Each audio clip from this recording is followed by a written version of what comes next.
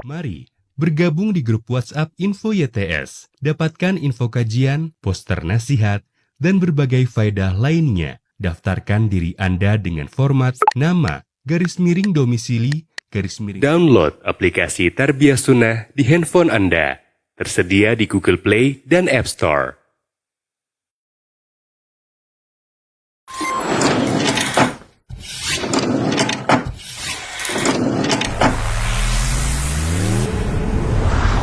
Tarbiyah Sunnah Channel. Lillah, nyunnah, merenah.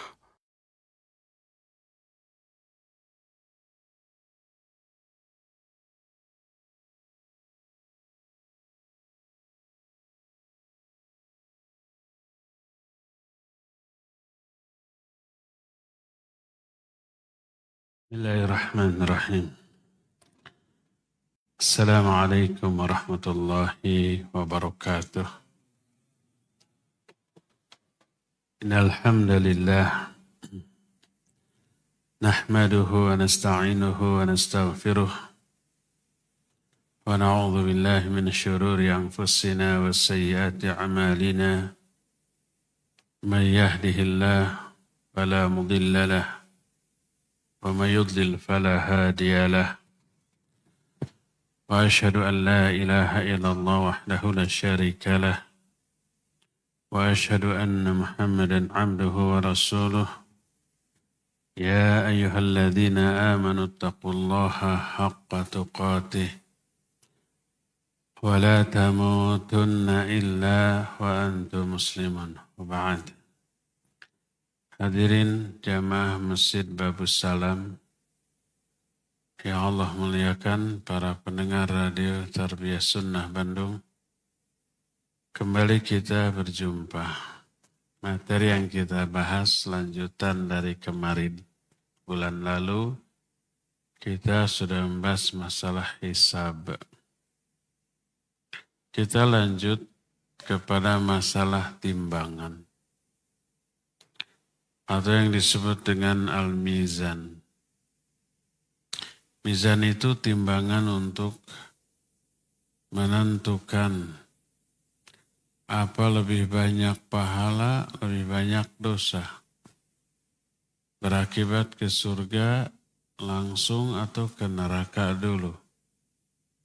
Kalau harus ke neraka dulu, berapa lama dan sedahsyat apa kadar azab yang diterimanya. Itu semuanya ditentukan oleh hasil dari timbangan. Berkata Imam Al-Qurtubi rahimahullah, wa idhan qadal hisab kana ba'dahu waznul a'mal li'anna al-wazna lil jaza. Apabila sudah selesai hisab, maka setelahnya adalah ditimbang amalan. Karena timbangan untuk menentukan balasan. Dan adanya timbangan ini adalah sesuatu yang wajib diyakini karena dijelaskan oleh Al-Quran dan hadis yang sahih. Hadis-hadis atau ayat yang ada menunjukkan timbangan yang dimaksudlah timbangan hakiki, timbangan yang sebenarnya.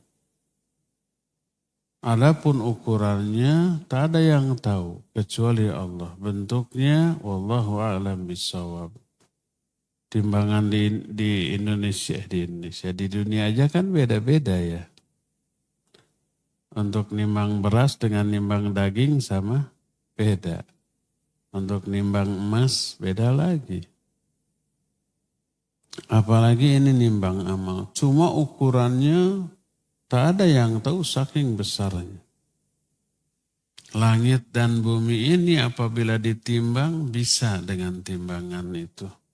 Sebagaimana sebuah hadis riwayat Imam Al-Hakim diterima dari Salman Al-Farisi radhiyallahu anhu.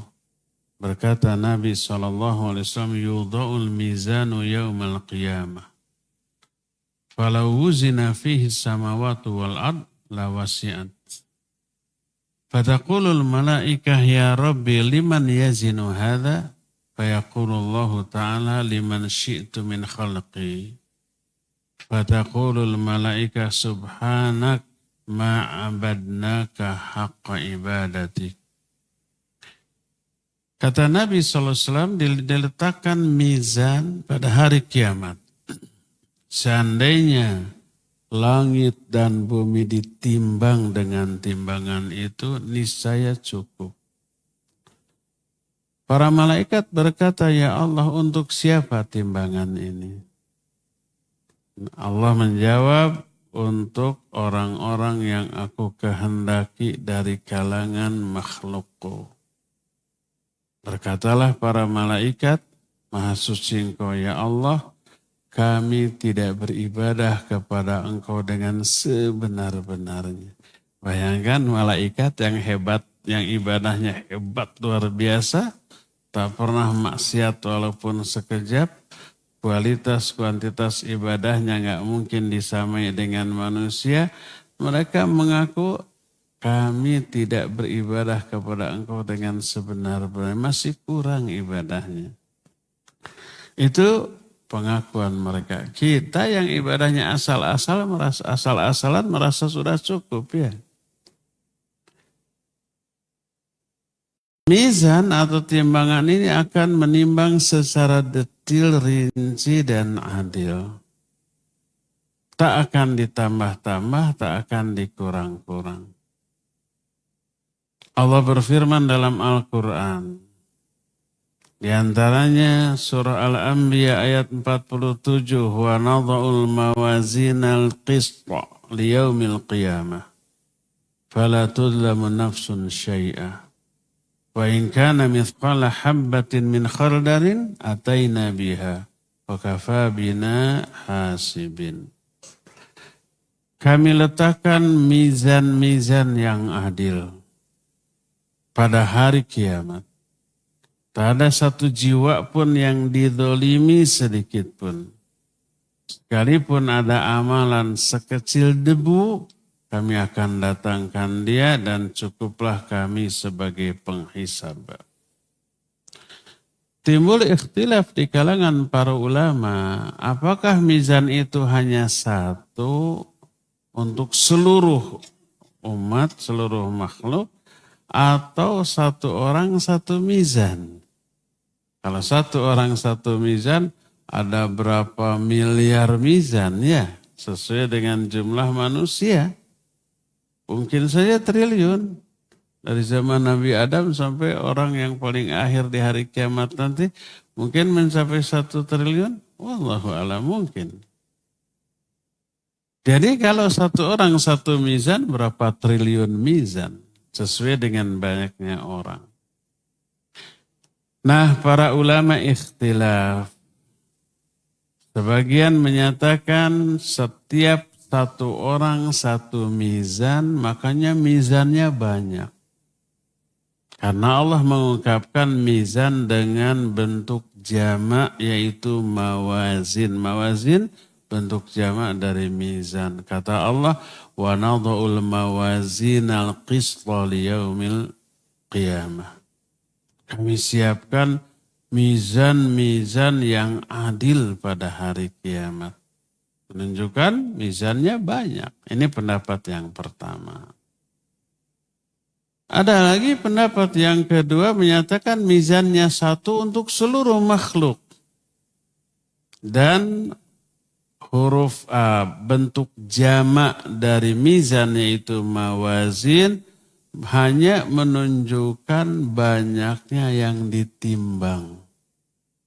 Yang ditimbang amal dan orang, banyak orangnya mungkin triliunan, apalagi dengan bangsa jin.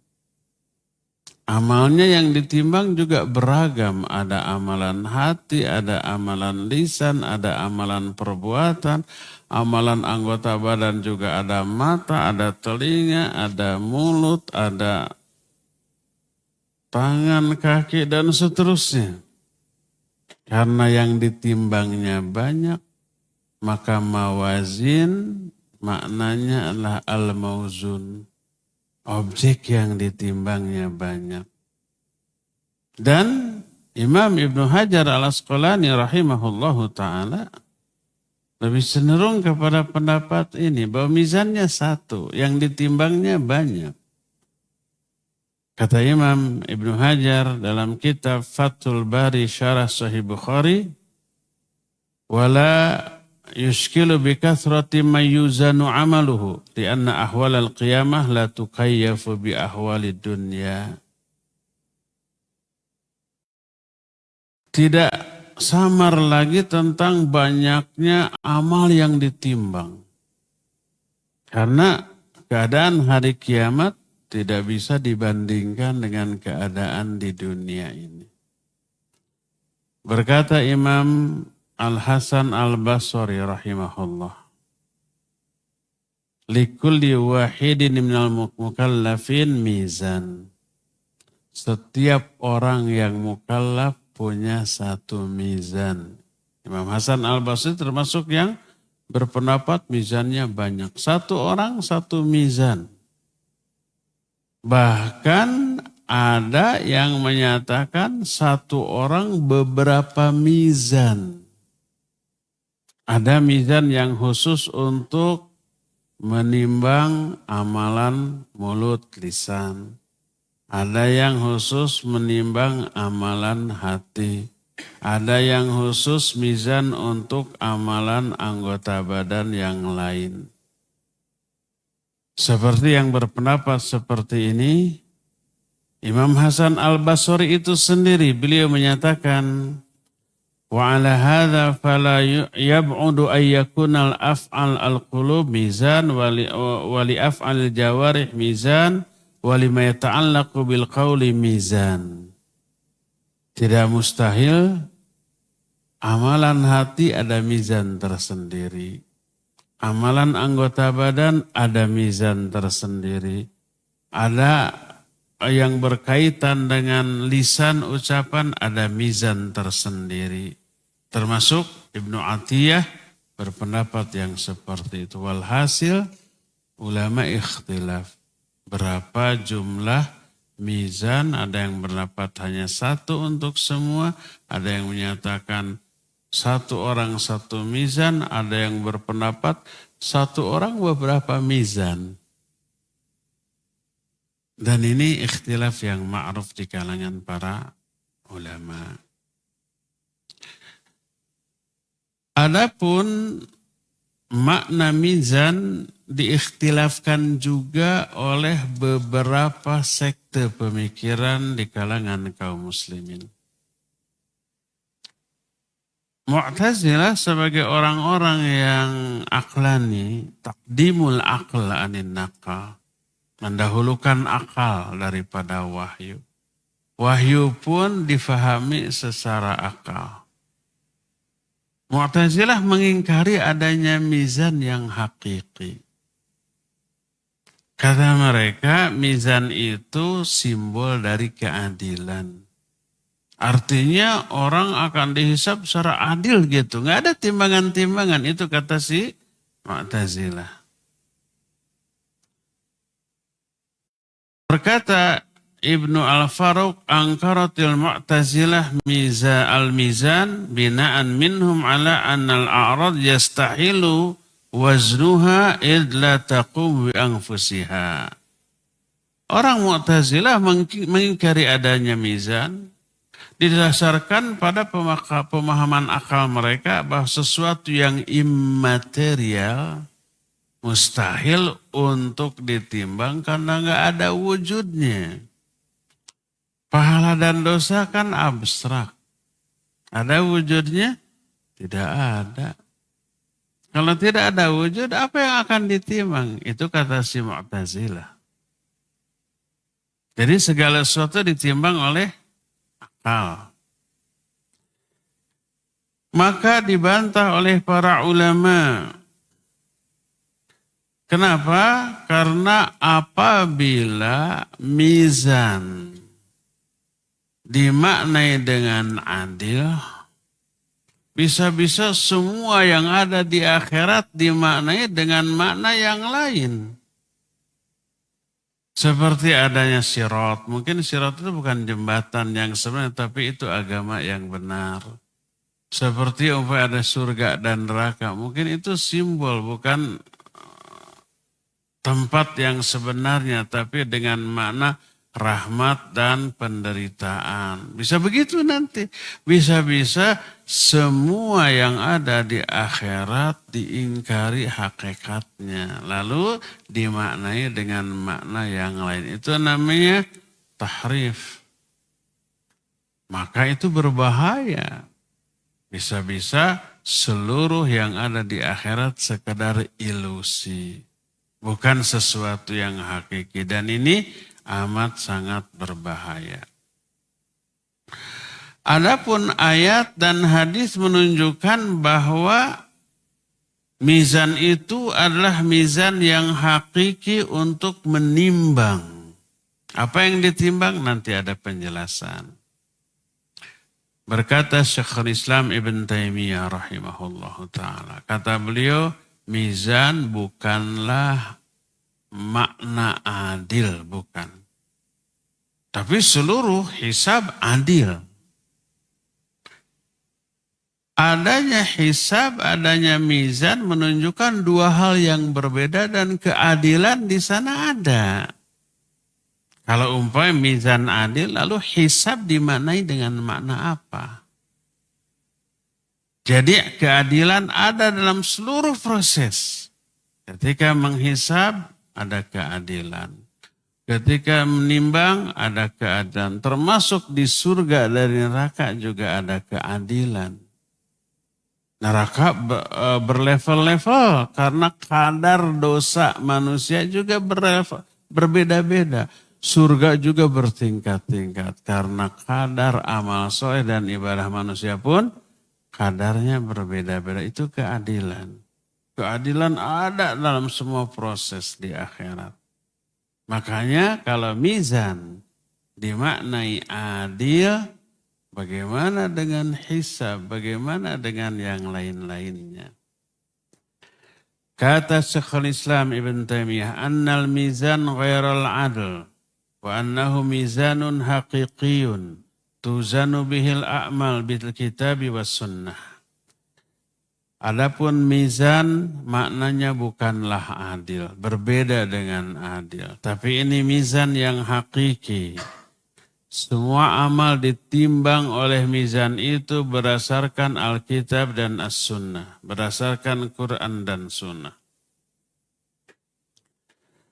Pertama, ayat menyatakan faman thaqulat mawazinu.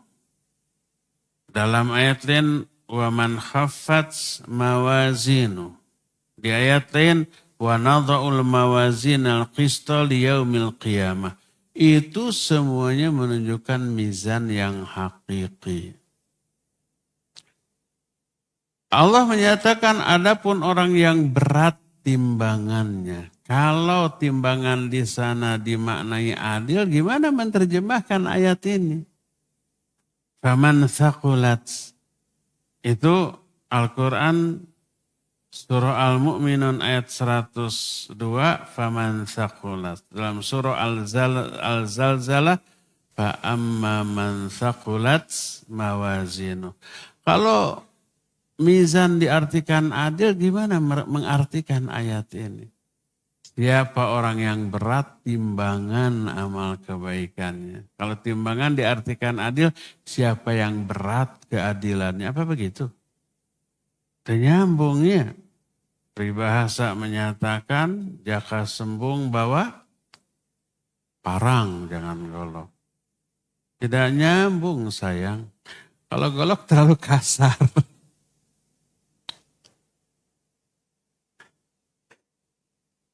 Wa nada'ul mawazin al-qista. Kami siapkan timbangan-timbangan yang adil. Timbangannya disifati dengan al-qista. Adil. Berarti timbangan yang hakiki, tapi timbangan itu benar-benar adil. Tidak akan ada kedzaliman di dalamnya. Dalam Sahihain, Nabi SAW menyatakan, kalimatan khafifatani 'alal lisan, thaqilatani fil mizan, habibatani ilar rahman.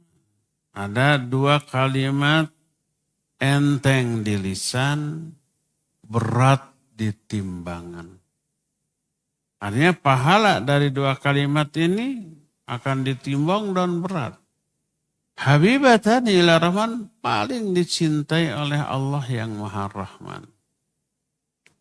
Apa dua kalimat itu? Subhanallah wa bihamdihi, subhanallahil azim. Nah, ini yang kelak ditimbang. Kalau umpama timbangan dimaknai adil, apa makna hadis ini? Dua kalimat, enteng di lisan, berat di timbangan. Kalau timbangan di sini diartikan adil, gimana menerjemahkannya? Berat di keadilan gitu? Gak nyambung tadi. Jaka sembung, bawa parang tadi. Suatu saat, Ibnu Mas'ud itu naik ke atas pohon kurma. Para sahabat melihat dan kaget betapa kecilnya kedua betis Ibnu Mas'ud ini. Sampai-sampai sahabat-sahabat mentertawakan.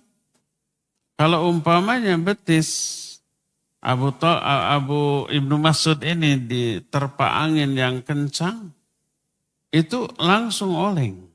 Para sahabat mentertawakan.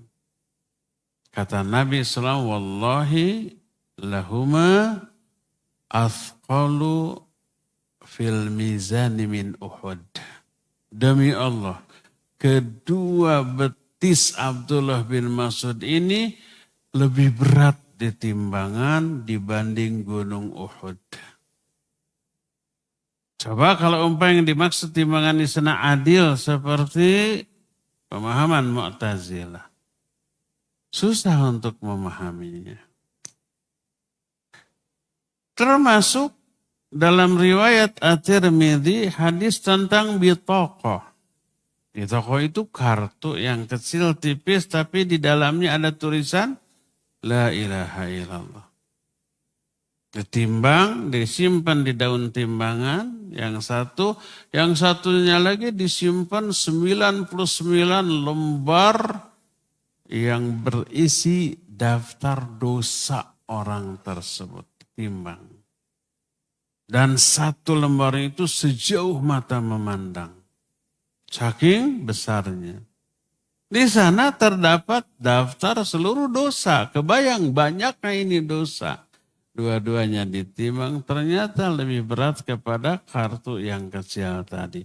Semuanya itu menunjukkan bahwa timbangan yang dimaksud di sini adalah timbangan yang hakiki, yang sebenarnya. Bukan dengan makna adil, tapi timbangan ini disifati dengan sifat timbangan yang adil. Lalu apa saja yang ditimbang?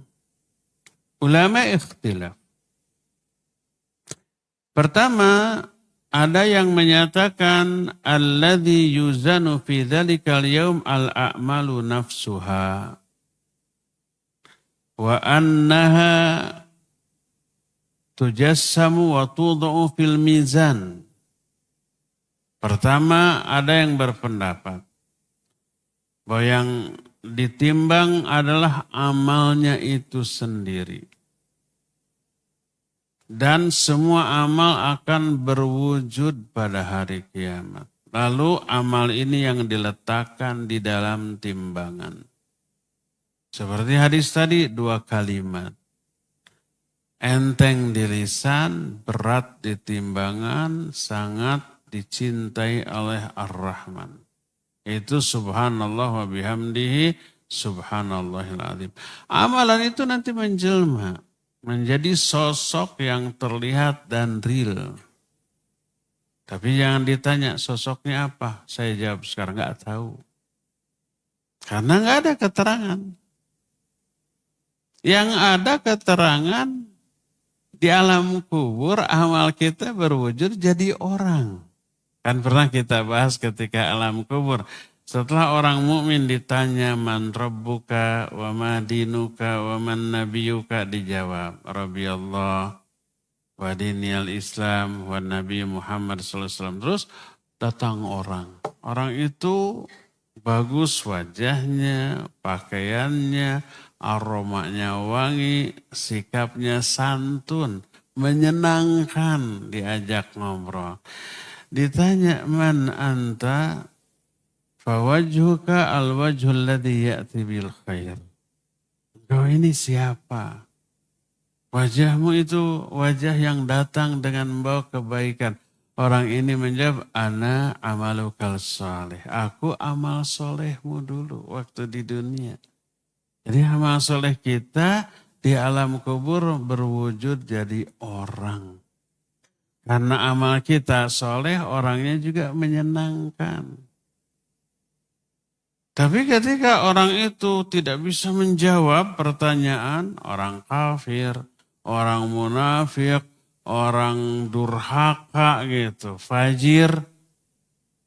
Lalu datang orang buruk rupanya, sangat bau aromanya, sikapnya rese, nyebelin. Ditanya, man ant? Fawajhuka alwajhul ladzi ya'ti bisyarr. Kamu siapa? Wajahmu itu wajah yang datang membawa keburukan. Orang itu menjawab, ana amalukal khabith. Aku amal burukmu dulu waktu di dunia. Karena amalnya di dunia buruk, menjelma menjadi orang yang buruk.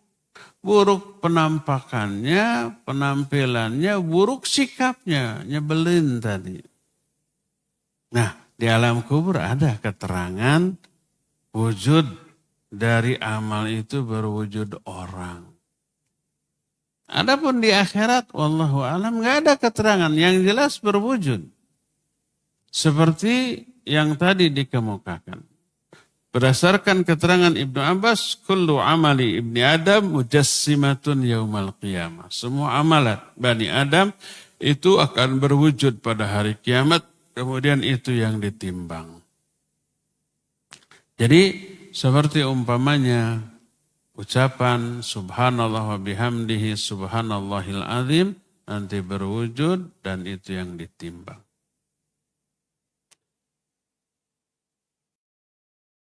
Berkata Syekhul Islam Ibn Taimiyah rahimahullahu ta'ala, وَقَدْ دَلَّتْ نُصُوصٌ كَثِيرٌ عَلَى أَنَّ الْأَعْمَالَ تَأْتِي فِي يَوْمِ الْقِيَامَةِ فِي سُورَةٍ اللَّهُ أَعْلَمُ بِهَا. Nas-nas yang banyak menunjukkan bahwa amalan-amalan akan datang pada hari kiamat dalam bentuk yang hanya Allah yang tahu. Dan Allah tidak menjelaskannya baik dalam Quran ataupun hadis yang sahih. Hanya Allah yang tahu bentuk dari amalan tersebut. Famin dzalika maji'ul Qur'an syafi'an li ashabihi yaumil qiyamah. Di antaranya akan datang Quran sebagai syafaat bagi para pembacanya pada hari kiamat. Terus wa annal Baqarah wa Ali Imran ta'tiyani ka'annahuma ghamamatan. Surah Al-Baqarah dan surah Al-Imran dua-duanya akan datang seolah-olah keduanya itu gumpalan-gumpalan awan.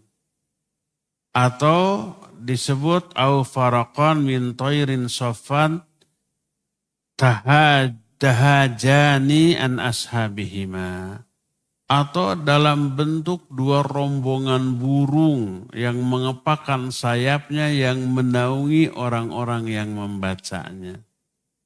Dalam hadis sahih riwayat Imam Muslim dari Abu Umamah, berkata Rasul SAW, Iqra'ul Quran fa innahu ya'ti yawmal qiyamah syafi'an li ashabih, Iqra'u az-Zahrawain, Al-Baqarah wa suratul Imran, فَإِنَّهُمَا تَأْتِيَانِ يَوْمَ الْقِيَامَةِ كَأَنَّهُمَا غَمَامَتَانِ. Baca Quran oleh kalian. Karena Quran akan datang pada hari kiamat sebagai syafaat bagi para pembacanya. Baca juga dua surah berharga yaitu Al-Baqarah dan Ali Imran. Karena kedua-duanya akan datang pada hari kiamat seolah-olah dua gundukan awan atau dua kelompok burung yang melindungi para pembacanya di bawah sayap-sayap mereka. Jadi itu yang akan terjadi, teralami oleh para pembaca Al-Quranul Karim.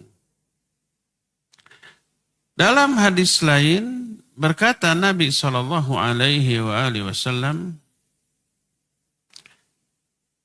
"Ma yuzanu fil mizani yaumal qiyamah athqalu min husnil khuluq." Tidaklah ada sesuatu yang ditimbang pada hari kiamat yang lebih berat dibanding akhlak yang baik. Jadi akhlak yang berupa amal baik kelak akan berwujud lalu ditimbang dan ternyata itu yang terberat di dalam timbangan. Inilah pendapat yang pertama yang menyatakan bahwa yang ditimbang adalah amal soleh kita, amal perbuatan. Baik yang salah ataupun yang soleh, dua-duanya nanti ditimbang karena dua-duanya berwujud. Apa wujudnya? Allahu a'lam. Ya, hanya Allah yang tahu. Kedua, ada lagi pendapat annalladzi yuzanu huwal amilu nafsuhu. Ada yang berpendapat bahwa yang ditimbang adalah orang yang beramalnya itu sendiri. Karena banyak nas, Quran, hadis yang menunjukkan bahwa hamba nanti akan ditimbang pada hari kiamat. Makin berat timbangan badannya, makin bagus. Nah, kalau gitu Pak gendut-gendut. Tapi berat ringannya orang di sana bukan didasarkan kepada berat tubuh badannya. Tapi kadar iman dan amal soleh yang dilakukannya. Walaupun orangnya gede, seperti raksasa, seperti si hulek gitu. Tapi amalnya kosong, amalnya buruk. Ketika ditimbang badan yang gede tersebut, itu tidak melebihi bobot dari sehelai sayap dari seekor nyamuk. Si timbangannya nggak bergerak sedikit pun, saking enteng ringannya, padahal badannya gede. Sebagaimana disebutkan dalam salah satu hadis yang sahih riwayat Imam Bukhari dari Abu Hurairah radhiyallahu an. Berkata Rasul sallallahu alaihi wasallam, "Innahu la ya'tir rajul al-'azimus saminu yaumal qiyamah la yazinu 'indallahi janaha ba'udah." Pasti akan datang seorang laki-laki yang gemuk dan besar pada hari kiamat, tapi timbangannya di sisi Allah tidak melebihi dari bobot sehelai sayap dari seekor nyamuk. Sayap nyamuk ada 1 ons. Jangankan sayapnya, dengan nyamuknya, rajanya segerombolan belum tentu saon. Ini hanya sayap. Timbangan emas juga yang sangat peka gitu terhadap bobot, nggak akan bergerak. Saking entengnya, ringannya itu sehelai sayap. Ini orang gede tapi lebih enteng, lebih ringan daripada sayap nyamuk. Kata Nabi SAW, "Iqra'u falanuqimu lahum yawmal qiyamati wazna." Baca oleh kalian surah Al-Kahfi ayat yang ke-105. "Falanuqimu lahum yawmal qiyamati wazna." Kami tidak menegakkan pada hari kiamat bagi orang seperti itu timbangan. Karena apa? Percuma ditimbang, gak akan bergerak itu timbangan. Saking entengnya, saking ringannya. Walaupun badannya gede. Sebaliknya ada orang yang kering kurus. Seperti Ibnu Mas'ud tadi.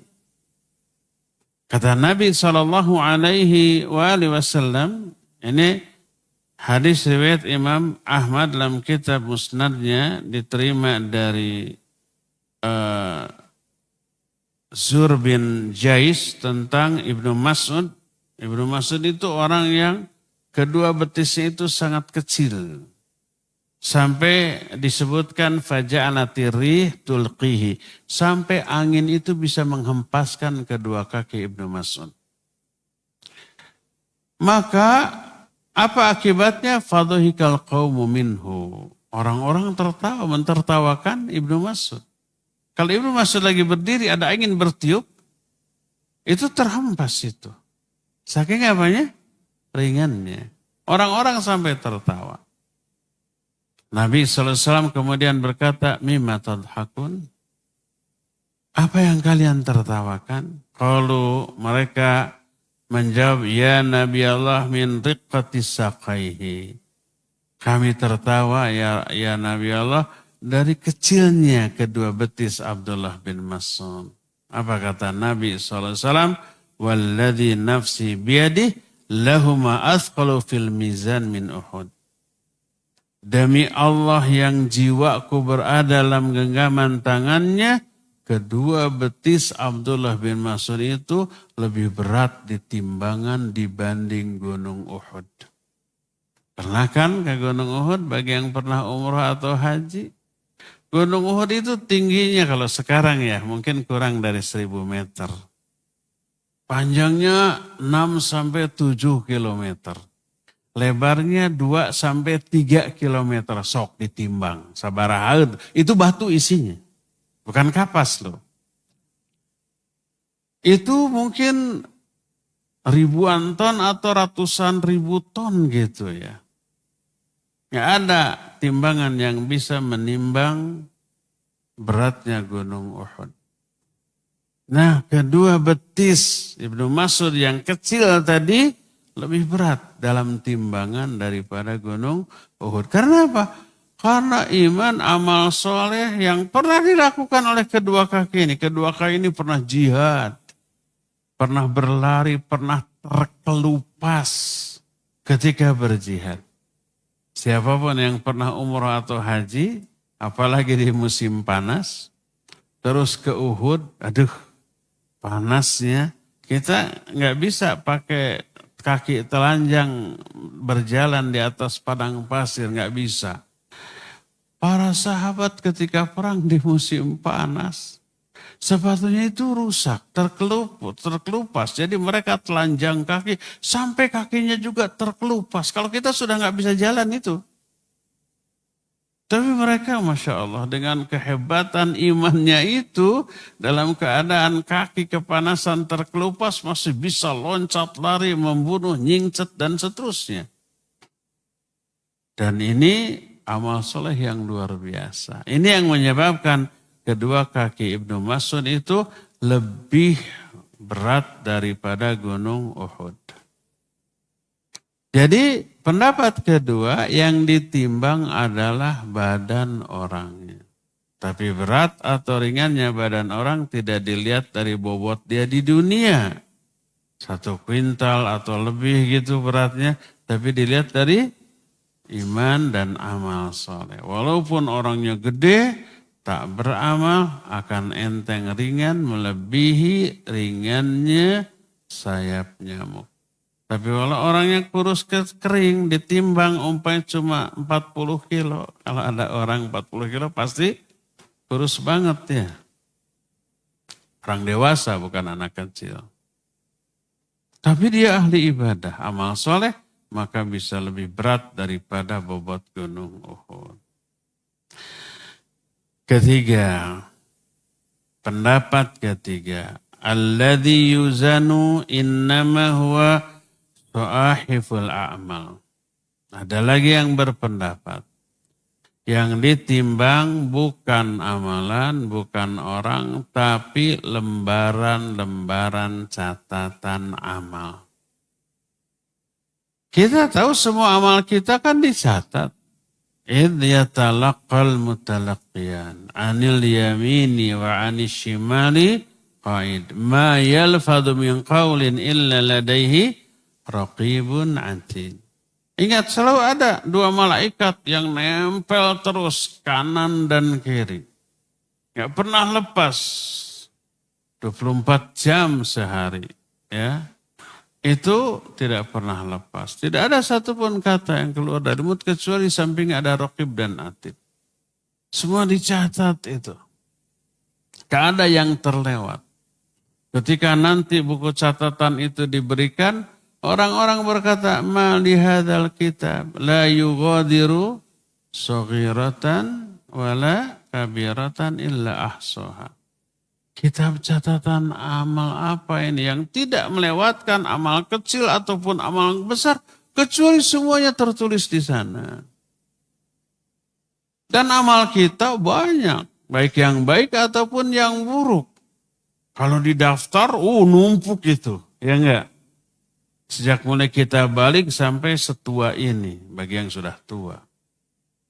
Pasti amalnya banyak, baik yang baik ataupun yang jelek. Dan kebayang catatannya bakal banyak. Itulah yang nanti akan ditimbang catatan tersebut. Sebagaimana diterangkan dalam hadis riwayat Imam At-Tirmidzi dalam kitab sunannya, diterima dari Abdullah bin Amr bin As radhiyallahu anhuma, Rasul alaihi salatu wasallam bersabda, "Innallaha sayukhlisu rajulan min ummati ala ru'usil khalaiqi yaumal qiyamah. Fayanshuru lahu tis'atan wa tis'ina sijila. Kullu sijilin mithlu muddil basar. Thumma yaqul atunkiru min hadha syai'a." Allah akan menyelamatkan seorang laki-laki dari kalangan umatku di hadapan seluruh makhluk pada hari kiamat. Orang itu dipanggil, lalu dibeberkan di hadapan orang itu 99 lembaran kertas. Satu kertasnya itu sejauh mata memandang. Berarti besar. Apa isinya? Daftar dosa dan kesalahan orang ini. Ada 99. Satunya aja memuat jutaan kesalahan dan dosa orang itu. Karena sejauh mata memandang, kebayang. Banyaknya daftar dosa. Ada 99. Lalu Allah bertanya kepada orang itu, atunkiru min hadza syai'a? Ada enggak sesuatu yang kamu ingkari dari dosa-dosa ini? Atau malaikat pencatatku zalim kepada engkau? Maksud zalim, ada dosa yang tidak dilakukan tapi catatannya kok ada. Kan itu zalim ya. Maka dijawablah, ya Rabbi, tidak ada ya Allah. Ini semuanya benar aku lakukan, tidak ada yang diingkari.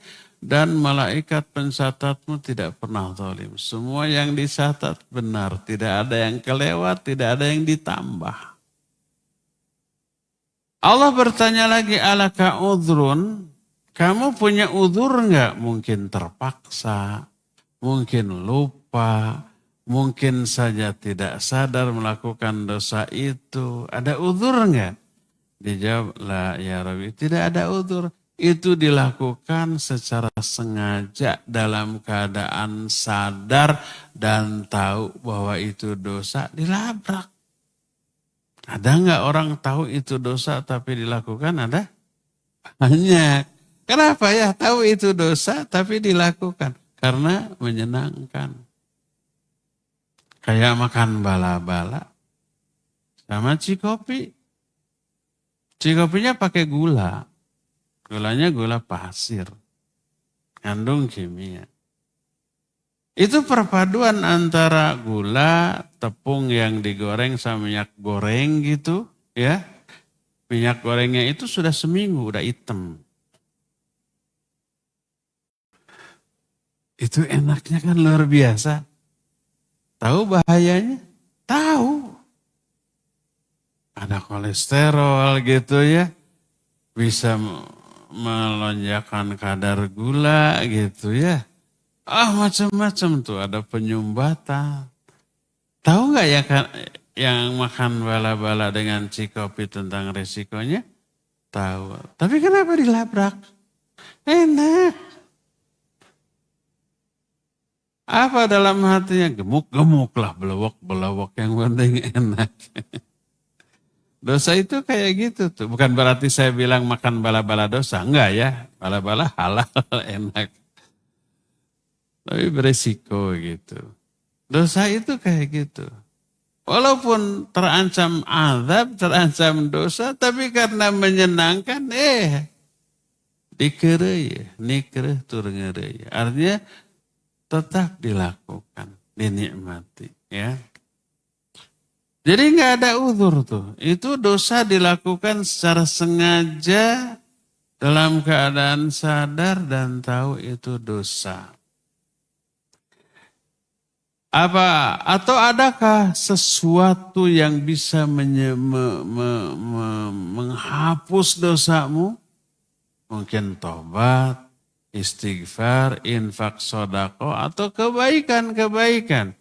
Sebab semua kebaikan menghapus dosa. Innal hasanati yadhibnas sayyiat. Kebaikan itu menghapus dosa. Dia mikir, la ya Rabbi, tidak ada. Apa kata Allah subhanahu wa ta'ala? Bala inna laka indana hasanah fa innahu la dhulmal yaum. Ya, menurut catatan kami, engkau punya satu kebaikan. Dan pada hari ini tidak akan ada kezaliman. Fatukhraju bitaqah fiha asyhadu an la ilaha illallah wa asyhadu anna Muhammadan abduhu wa rasuluh. Dikeluarkan satu kartu bagi orang itu. Kartu kecil tipis, kebayang ATM, KTP, SIM, kayak gitu. Di dalamnya tertulis asyhadu an la ilaha illallah wa asyhadu anna Muhammadan abduhu wa rasuluh. Terus orang itu bertanya, ya Rabbi, ma hadil bitaqah ma hadis sijilat, ya Allah, apa maksud kartu ini dengan 99 lembar daftar catatan amal burukku itu? Apa kata Allah, fa innaka la tudlam. Pada hari ini kamu tidak akan dizalimi. Yuk kita timbang kartu kecil tapi berisi 2 kalimat syahadat dengan 99 lembar yang isinya daftar kesalahan, 1 lembarnya sejauh mata memandang. Ditimbang. Apa yang terjadi? Maka fatoshatis sijilat wasakulatil bitaqah. Enteng ringanlah lembaran-lembaran catatan yang 99 tadi dan beratlah bitaqah atau kartu tadi. Lalu berkata Nabi SAW, la yathqilu ma'ismillahi syai'un. Tidak ada yang lebih berat dibanding nama Allah sedikit pun. Jadi itu semuanya menunjukkan yang akan ditimbang itu adalah buku catatan amal.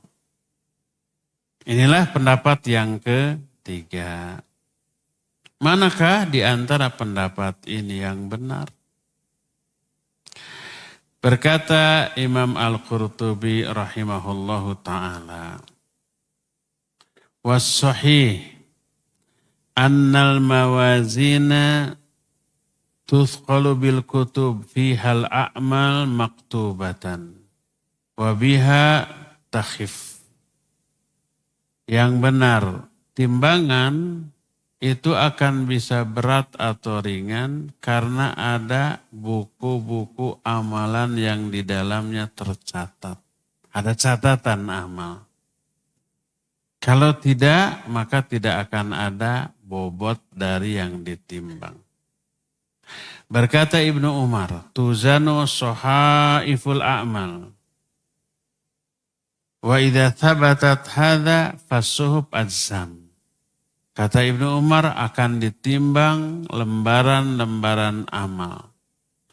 Kalau ini berdasarkan pendapat yang kuat, berarti lembaran itu berwujud. Lalu Allah Azza wa Jalla menimbang dan ini penyebab orang masuk surga ataupun masuk ke neraka. Berkata As-Safaroini, wal haqqu annal mauzun sohaiful a'mal.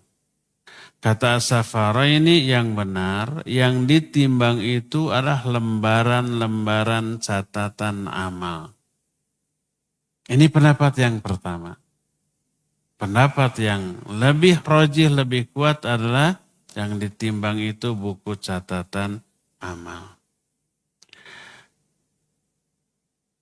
Berkata Ali Al-Hakami, Al-Hafidh, pengarang kitab Mukhtasar Ma'arijil Qabul, dalam bab Al-Mizan.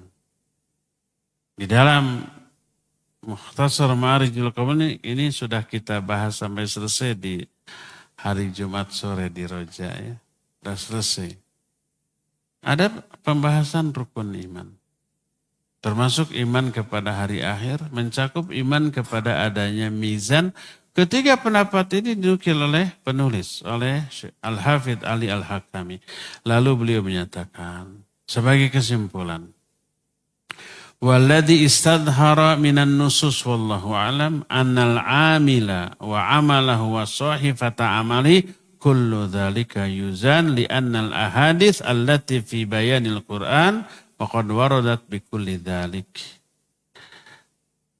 Kata beliau yang jelas dari nas-nas yang ada wallahu alam bahwa orang yang beramal amalannya dan catatan dari amalnya, semua itu yang ditimbang. Karena keterangan tentang semua itu ada. Dan hadis menjelaskan Al-Quran. Jadi tiga-tiganya yang ditimbang. Tapi tiga-tiganya memberikan timbangan secara sinergi. Tidak mungkin umpamanya berat badannya enteng, ringan, tapi amalnya berat. Nggak mungkin. Karena berat ringannya timbangan badan sangat ditentukan oleh apa tadi? Amalannya. Kalau amalannya hebat, pasti timbangan badannya berat. Amalnya juga ketika ditimbang berat juga. Dan dipastikan catatan amalnya juga pasti berat juga. Jadi selaras. Satu berat, tiga-tiganya berat. Satu ringan, tiga-tiganya bakal ringan dan enteng pula. Berkata Rasul sallallahu alaihi wasallam, tudha'ul mawazinu yaumal qiyamah fayu'ta birrajul fayudha'u fi kifatin wa yudha'u ma uhsiya alaihi fayumathilu bihil mizan qal fayub'athu bihi ilan nar. Diletakkan mizan pada hari kiamat, lalu didatangkan orang. Lalu orang itu diletakkan di batu, di salah satu daun timbangan. Lalu disimpan di daun timbangan yang lainnya. Lalu menimbanglah mizan itu, ternyata lebih berat kepada dosanya. Orang itu kemudian diceburkan ke dalam api neraka. Inilah tiga hal yang ditimbang dari diri manusia. Jadi tiga hal itu apa saja? Satu, amalan. Kedua, orangnya, orang yang ditimbang. Ketiga, catatan, buku catatan amal, ya. Karena itu kita harus berupaya untuk memperberat timbangan amal kebaikan. Apa saja sih amalan-amalan yang berat di timbangan? Ini yang bisa kita ikhtiarkan. Perbanyak amalan yang memperberat timbangan kita. Pertama, hadis diterima dari Abu Darda radhiyallahu an, bahwa amal yang timbangannya berat, pertama akhlak yang mulia. Abu Darda meriwayatkan Nabi SAW bersabda, Inna athqala syai'in yudha'u fi mizanil abdi yawmal qiyamah khuluqun hasan. Wa inna allaha yubghidul fahishal badhi. Sesungguhnya sesuatu yang paling berat yang diletakkan dalam timbangan seorang hamba pada hari kiamat adalah akhlak yang baik. Dan sesungguhnya Allah membenci orang yang sikapnya kasar dan keras. Kalau ngomong bahasanya kasar, nadanya juga membentak. Termasuk ketika menerangkan ayat Quran dan hadis ya membentak. Kata-katanya kasar, kotor, nyelekit. Kalau ditegur, oh tahu nggak Nabi SAW itu kalau khutbah mau merah wajahnya tinggi suaranya. Itu dalam khutbah biar orang nggak ngantuk itu pertama. Yang kedua kata-katanya tidak kasar, tidak kotor. Hanya nadanya yang tinggi, kata-katanya baik. Tidak ada celaan, tidak ada hinaan, tidak ada cemoohan, bulian kepada pribadi tertentu. Hanya nadanya tinggi, iya. Hanya ketika Jumat, ketika ngobrol, ketika memberikan tausiah, enggak membuat para sahabat nangis.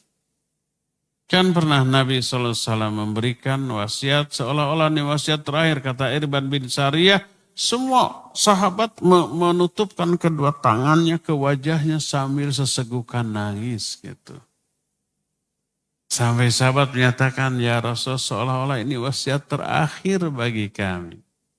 Apakah beliau membentak-bentak? Enggak, dengan nada yang menyentuh ketika memberikan tausiah. Kalau khutbah, iya. Khutbah suaranya tinggi, lalu diterapkan di semua aspek yang enggak pas satu ya. Dan ingat isinya, konten dari khutbahnya walaupun suaranya tinggi isinya tetap tidak ada cemoohan. Tidak ada bulian, tidak ada hinaan ya. Tidak dengan nada membentak. Siapa yang kasar dan keras Allah benci. Innallaha yubghidul fahishal badhi. Allah sangat membenci orang yang sikapnya kasar dan keras. Hadis itu riwayat Imam At-Tirmidzi, lalu Imam At-Tirmidzi menyatakan hadisun hasanun sahihun. Kedua, dalam Sahih Bukhari dan Sahih Muslim tadi dijelaskan. Dua kalimat enteng di lisan, tidak sampai ngos-ngosan, tidak sampai keringetan, tidak sampai harus menahan nafas, tidak sampai harus tipe perket, tipe bergeg, tidak sampai keringetan, tak butuh pulsa, tak butuh kuota, tak butuh wifi. Enteng di lisan. Tapi berat di timbangan. Dua kalimat itu apa tadi? Tasbih dan tahmid. Subhanallah wa bihamdihi, subhanallahil azim. Ini zikir yang sangat dianjurkan ketika tawaf. Perbanyak itu tuh. Ketika subhanallah bihamdi subhanallahil azim. Ya. Dalam Sahih Muslim dari Abu Malik Al-Ash'ari radhiyallahu an berkata Rasul sallallahu alaihi wasallam, "At-tahuru syatrul iman, walhamdulillahi tamla'ul mizan, wa subhanallah walhamdulillah tamla'ani ma bainas sama'i wal ard." Kata Nabi SAW, kebersihan separuh dari keimanan. Itu yang sahih. Adapun dengan lafaz an-nadhafatu minal iman. Kebersihan sebagian dari iman. Itu dhaif hadisnya, sanadnya. Tapi yang sahih ini, at-tahuru syatrul iman. Dan alhamdulillah bakal memenuhi timbangan. Sedangkan lafaz subhanallah walhamdulillah memenuhi antara langit dan bumi. Termasuk di antara yang bisa memberatkan timbangan, berinfak fisabilillah. Termasuk dengan kendaraan. Zaman baheula kuda dipakai jihad fisabilillah, silakan pakai. Dianya nggak ikut jihad karena ada uzur, silakan kuda saya aja yang dipakai gitu. Kalau sekarang mungkin silakan mobil motor saya pakai untuk kepentingan dakwah untuk kepentingan apa yang berkaitan dengan Islam dan kaum muslimin. Itu memperberat timbangan amal kebaikan. Wakaf kendaraan untuk kepentingan dakwah itu luar biasa. Berkata Rasul sallallahu alaihi wasallam dalam hadis riwayat Bukhari, Imam An-Nasai, Imam Ahmad dari Abu Hurairah radhiyallahu an, berkata Nabi alaihi salatu wasallam, "Man ihtabasa farasan fi sabilillah imanan billah wa tasdiqan bi wa'dihi kana sam'uhu wa warathuhu wa bauluhu hasanat fi mizanihi yaumal qiyamah." Siapa orang yang memberikan kudanya untuk kepentingan di jalan Allah. Dulu kan kendaraannya kuda atau unta, keledai. Kalau sekarang nggak akan laku. Tapi yang laku apa? Motor atau mobil. Untuk kepentingan fisabilillah atas dasar iman kepada Allah dan membenarkan janjinya, maka semua kotorannya, debu-debu yang diterbangkannya, air kencing yang dikeluarkannya, itu akan menjadi kebaikan-kebaikan yang akan ditimbang pada hari kiamat. Jadi ternyata kalau sekarang bukan kotorannya, tapi mungkin asap knalpotnya. Debu yang ditinggalkan karena bekas bannya, polusi yang ditimbulkannya. Itu semua akan menjadi hasanat yang kemudian ditimbang pada hari kiamat. Ya, itulah beberapa amalan yang timbangannya sangat berat. Ya, cukup sampai di sini saja ya untuk pagi ini. Insya Allah kita akan lanjut di bulan yang akan datang. Dan kita masuki sesi tanya jawab. Wa sallallahu ala nabina Muhammadin wa ala alihi wa sallam. Assalamualaikum. Waalaikumsalam. Pak Ustadz, anak saya kerja di pengiriman barang ke luar kota.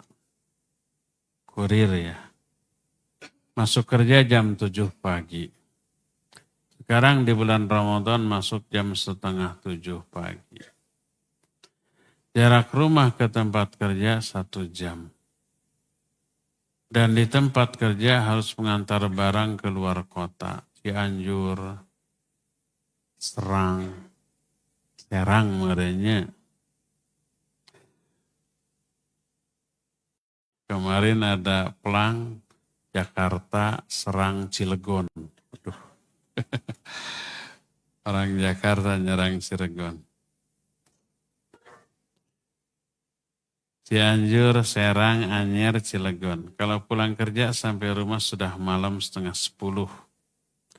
Atau jam 10, jam 9 anak saya kadang enggak puasa. Cara mengganti puasanya apakah boleh dengan fidyah dan dibayar sekarang di bulan Ramadan ini? Berarti safar dia. Kalau safar boleh buka? Boleh. Allah menyatakan dalam Al-Quran, "Man kana minkum maridun aw ala safarin fa iddatum min ayyamin ukhra." Siapa di antara kalian yang sakit atau safar boleh berbuka. Tapi hendaklah dia mengganti pada hari-hari yang lain, mengqadha. Jadi kalau dia batalnya karena safar, wajib diqadha, tidak boleh dengan fidyah. Jadi yang diqadha itu 4. Pertama sakit, uzur tidak saum karena sakit. Kedua karena safar. Hadis menambah untuk wanita yang haid dan yang nifas. Tidak boleh saum, tapi wajib diqadha. 4. Yang sakit, yang safar, haid dan nifas. Selain itu ada orang yang bisa saum tapi berisiko, berat. Bisa sakit parah, bisa mati. Seperti orang tua yang sudah terlalu tua. Nggak sanggup saum. Mau dikodok Syawal tambah tua. Tambah lemah, nggak bisa. Dia memaksakan bisa, tapi bisa sakit.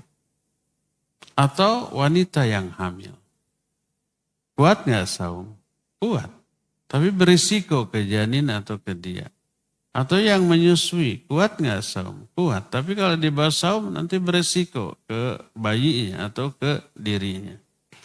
Nah orang seperti wa 'alal ladzina yutiqunahu. Yutiquna itu berat.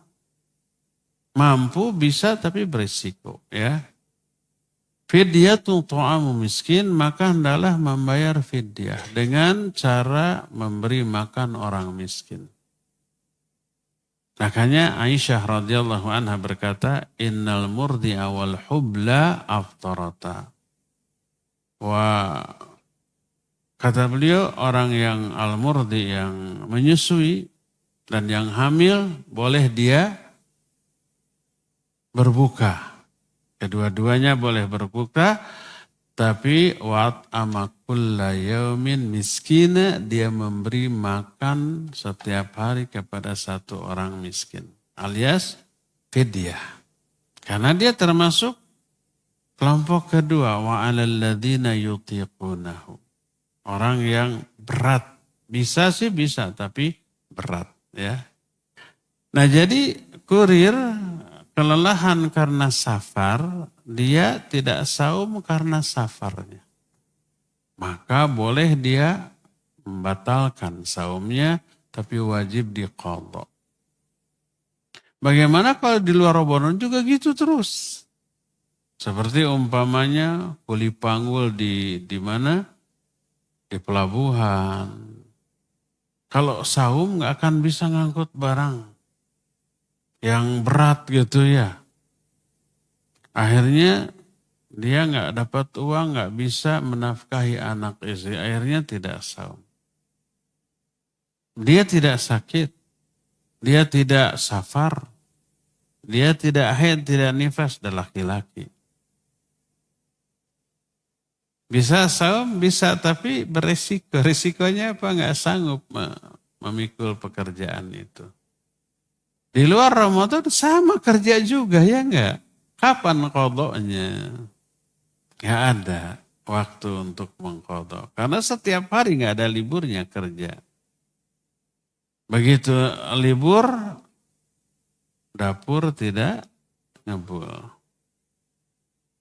Dosa-dosa. Karena mengabaikan kewajiban kepada orang yang ada di bawah tanggung jawabnya. Kafa bil mari ithman idza dhayya'a mayya'un. Cukuplah seorang itu dikatakan berdosa bila menyia-nyiakan orang-orang yang ada di bawah tanggung jawabnya. Tidak menafkahi anak istri padahal mampu, dosa dia.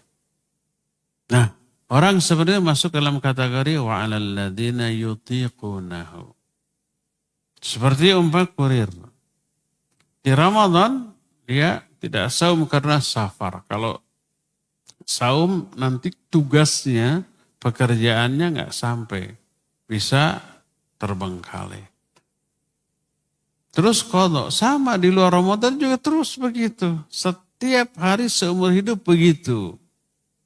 Nah, berarti orang ini masuk ke dalam kategori wa 'alal ladzina yutiqunahu fidyatun ta'am miskin. Ya, dia membayar fidyah ya. Kalau dia tidak memungkinkan untuk qadha di luar Ramadan, karena pekerjaannya sama di luar Ramadan lebih-lebih lagi umpamanya ya. Maka boleh membayar fidyah. Wallahu a'lam. Ustaz, kalau zikirnya disingkat bolehkah? Subhanallah, subhanallahil. Ini nulisnya pakai huruf Latin jadi rada susah bacanya. Subhanallahil azimi wa bihamdihi. Subhanallahil azim wa bihamdihi. Iya itu subhanallah wa bihamdihi subhanallahil azim. Kalau Nabi mencontohkan begitu jangan dirubah, sudah gitu aja. Itu tauqifi. Subhanallah wa bihamdihi subhanallahil azim. Walaupun maknanya sama. Ini subhanallahil azim wa bihamdi. Dirubah, mana ya sama. Boleh enggak? Janganlah ya. Nanti masuknya bukan zikir yang muqayyad. Yang pahalanya spesial karena pertama zikirnya, kedua pahala mengikuti sunnah Nabi SAW. Berarti ini masuknya zikir yang mutlak. Subhanallahil azim wa bihamdihi. Itu boleh, tapi itu zikir yang mutlak. Beda pahalanya dengan subhanallah wa bihamdihi subhanallahil azim. Kalau yang dari Nabi subhanallah wa bihamdihi subhanallahil azim, itu sangat berat nanti di timbangan. Ya. Jadi kalau ada contoh zikir dari Nabi SAW, jangan dirubah, jangan ditambah, jangan dikurang, pas seadanya, karena fa inna khairal hadyi hadyu Muhammadin SAW. Sebaik-baik petunjuk adalah petunjuk dari Nabi SAW. Ya. Cukup sampai di sini ya. Insyaallah kita akan ketemu lagi sebulan yang akan datang. Kalau tidak ada halangan, untuk sekarang cukup. Semoga Allah Azza wa Jalla menerima saum kita, qiyam tarawih kita, tadarus kita, zikir kita, dan semoga doa-doa kita yang kita panjatkan di bulan Ramadan ini dikabul oleh Allah Azza wa Jalla. Dan semoga tahun ini Allah menganugerahkan kepada kita Lailatul Qadar ya. Wassallallahu ala nabiyina Muhammadin wa ala alihi wa ashabihi wasallam. Wassalamualaikum warahmatullahi wabarakatuh. Download aplikasi Tarbiyah Sunnah di handphone Anda. Tersedia di Google Play dan App Store.